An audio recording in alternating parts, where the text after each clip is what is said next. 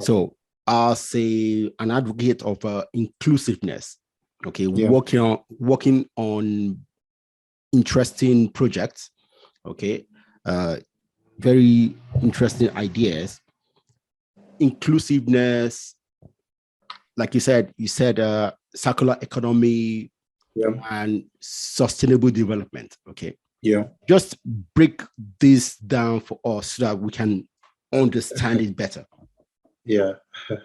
So basically, I'll start with what inclusion meant. Often Okay. we have conversations about inclusion, and people, it's very easy for us to associate it with having a representation Okay. of every social group or social category or economic category in a room. That's what we think it is.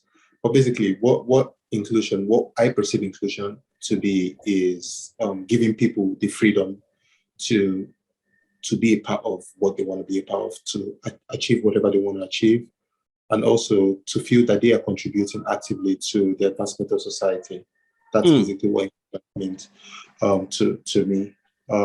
It's not about ensuring everyone is in the room, but making sure that if anyone wants to get into the room, they're not denied access on the basis of their, racial backgrounds or economic backgrounds or standing or socioeconomic status in society or sexual, orientations and all of that.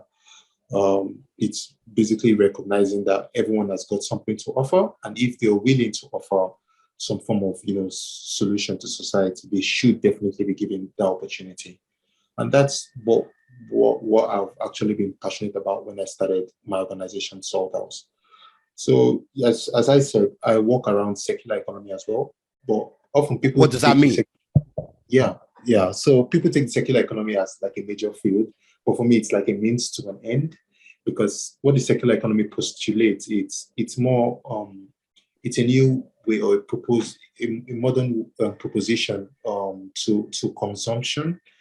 So we are basically replacing the linear model of consumption where we extract our natural resources, we produce, make products, we use them, and when we're done, whenever it's of no use to us, we just dispose of them, and that's the end of its life cycle. Okay. But yeah, but what we are actually doing with the circular economy is to ensure that after we are done, post-consumption, most of the waste that we generate can be absorbed into some form of production processes. So that way it's either it's being recycled or it's being reused or it's being, remanufactured or, refurbished. There's several, things that we can do with it.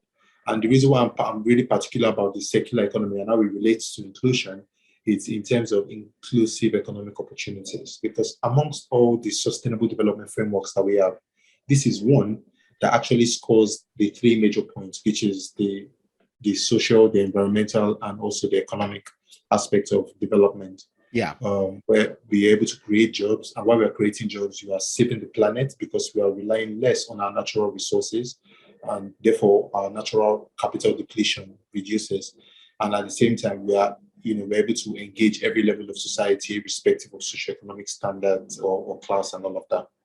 So that's why I'm really interested in it. And I believe that it's with the research that I've done and we are still doing, we're able to prove that if we're able to, governments, policymakers are able to embed the circular economy framework in their developmental policies, to some extent, we will be able to accomplish, to a great extent, we will be able to accomplish some form of socio-economic inclusion in the long run.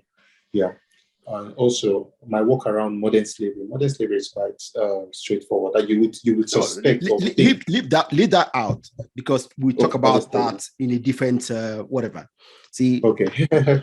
Now, I'm happy about the way you talk about inclusiveness. Okay, because I engage many people. I talk to many people on these topics. Okay.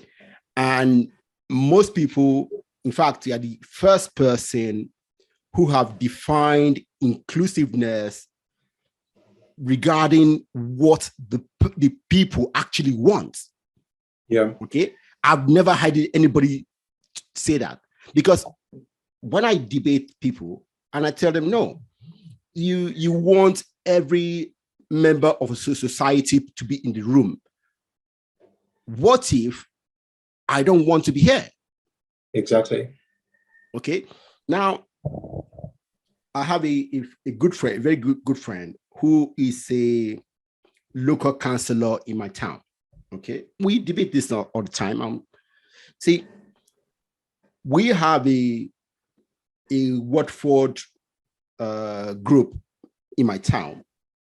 And because she's in politics, she's trying to encourage people to come out, to be involved in the community. Okay. Mm-hmm. But one thing we found out is that many of our people are not really willing to step out. Mm-hmm. Okay. Tomorrow, there's a member of our team who is hosting an event in a nearby town, and that person has invited all of us, okay, for weeks. And up till yesterday, very few people have indicated the interest to even attend. You see, so inclusiveness depends on people's willingness to come out.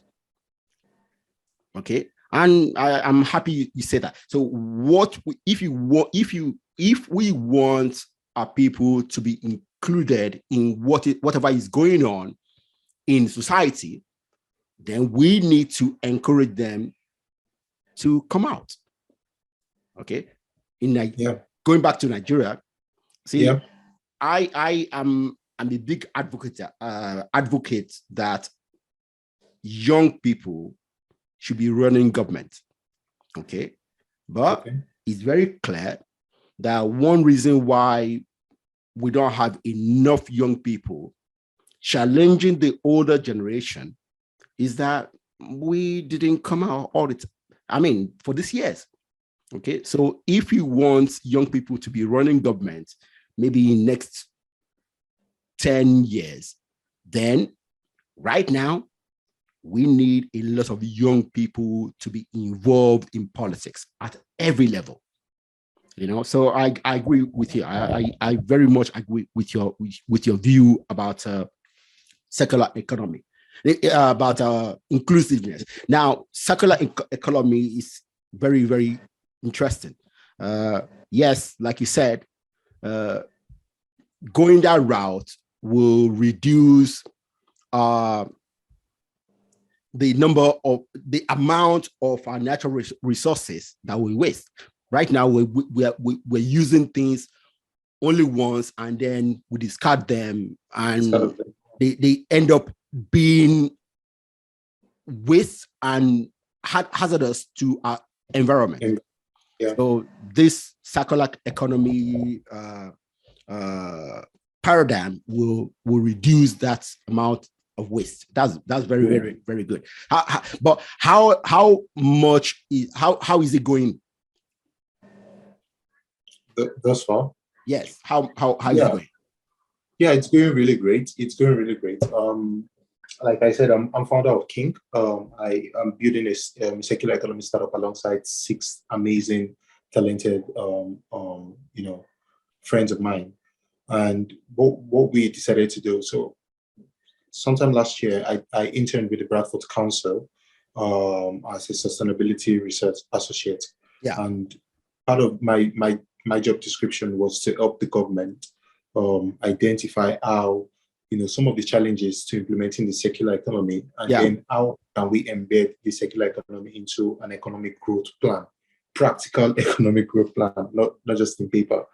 And that was more like an eye opener, because before then I understood the circular economy in terms of what it means in theory.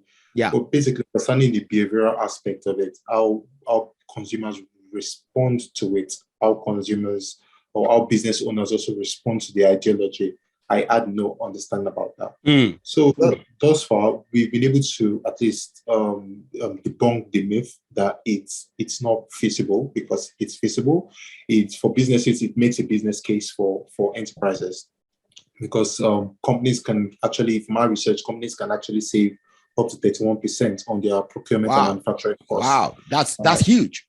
Yeah, that's huge, by sourcing for their raw materials directly from consumer waste rather than relying on, some or natural, raw materials from the earth. From scratch. Yeah. From scratch. And also the risk of, the issues as regards supply risks, like considering what's happening in Ukraine and, conflicts in different parts of the world. Yeah. So many businesses are actually suffering from shortage in supply of some of these raw materials. But basically, what the circular economy just does is it helps combat some of those things. And also, they could also save up to 42% on their landfill tax as well. Yeah. Which is a huge saving. I know in the UK, businesses can totally in the UK we could actually save £512 billion annually by implementing the circular economy framework in business models, both large and small. But we have about 5.8 million businesses. So to you, this circular economy is sustainable and it is certainly it is profitable. Yeah, it's profitable, and also it's one that helps to close the income inequality, gap. Yeah, because people who are, for example, let's just be practical now. All right. Yeah. So I have a laptop over here. All right. And let's say it doesn't have to be damaged to want to change it. Yeah. Let's say I want to get a new one and I have to discard of this. Now, this is the Dell PC. And let's say, for example, Dell, they have, Dell launches a circular economy program where you can return your Dell laptops and then you get a discount voucher to get a new one. I have two. For me, I have two. They're both in my dresser because I don't use them anymore, but I don't want to just discard them because I have data in it and I'm conscious of just discarding them where somebody can get them and exactly. So with that, now for Dell, getting the products back from the consumers has been a problem because of the cost of reverse logistics. It's really expensive. Yes. Getting products and the incentive is not enough to get consumers to pick up their laptops and then drive to the closest Dell store, and then it's not enough. Yeah. So it requires more of a moral push, a moral incentive rather than financial incentive. So what we decided to do in that sort of model, if we add a middleman who is responsible for picking up some of these items across the UK and globally, and then shipping them down to these businesses, that way we get to leverage economies of scale, beat down the cost of shipping these items, and that way it makes sense for the businesses and also for the logistics company where they are. That's going to create some form of income for somebody. Yeah. For somebody. Yeah. So and before like for example, what we were building at King, which is the startup, we have what we call the King Rider. So basically, taxi drivers will earn about the minimum wage, can register on our platform, and then during their waiting time, while they are moving from one point to another, waiting for the next ride, they can just simply request a pickup and then drive down to a consumer's apartment, someone's apartment, pick up some of these products, and then bring it down to our fulfillment center, and then they get paid for it. So over time, you find out that people who are at the lower end of the supply chain, of the economic chain, they get some extra revenue and it will give them a push, and that way they know they are also contributing to environmental sustainability, which is quite fulfilling morally.